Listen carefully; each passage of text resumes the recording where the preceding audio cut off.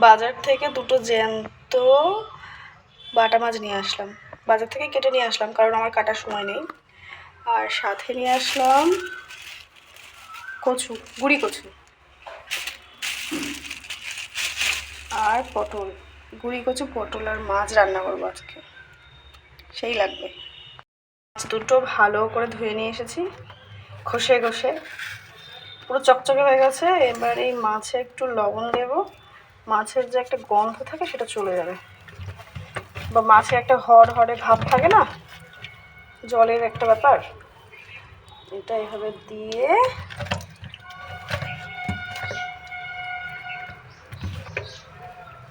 মাছ দুটো বেশ বড়ই আছে।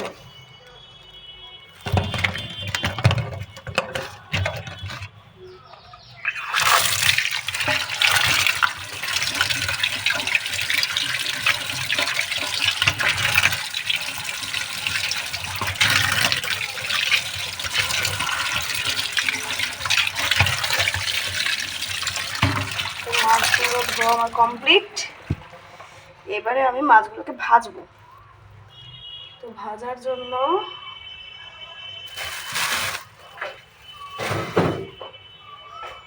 মাছগুলোকে আমি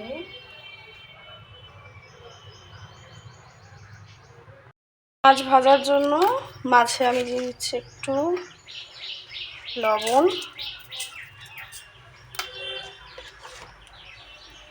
একটু হলুদ,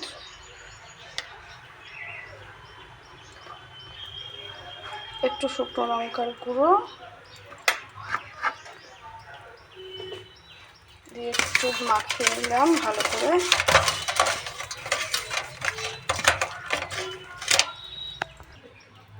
কড়াতে সর্ষের তেল দিয়ে দিচ্ছি।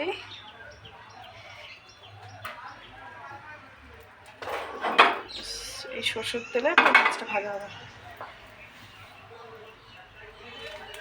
মাথাগুলো দিচ্ছি,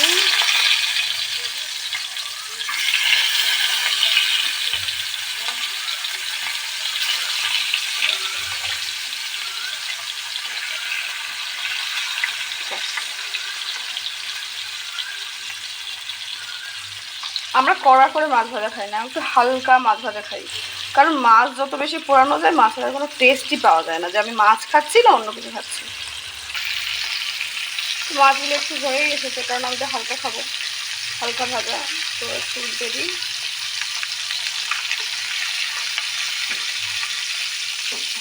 খেলায় পড়লে গাছে দেখলাম।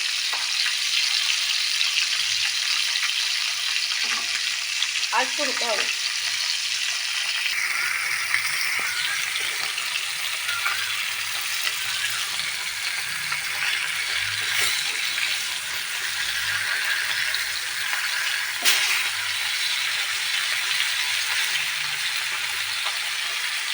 যারা বেশি মাছ ভাজা খায় তারা কড়া করে ভাজবে। এভাবে শুধু মাছ ভেজেও গরম ভাতে খাওয়া যায়। আলু মাখা হবে, তার সাথে এরকম মাছ ভাজা, কড়া করে ভাজা, তখন ভালো লাগে। কিন্তু তরকারিতে কড়া করে ভেজে মাছ দিলে একদমই ভালো লাগে। আমার কড়াটা আবার দিকটা খালি করে যাচ্ছে। ও, মাছ ভাজা আমার কমপ্লিট। মাঝখানে মাছ ভাজাটার হালকা আমার উঠে গেছে, কিছু করার নেই। ভেবেছিলাম সবজি দিয়ে তরকারি করব, কিন্তু সেটা হয়ে গেল শুধু বাটা মাছ ভাজা।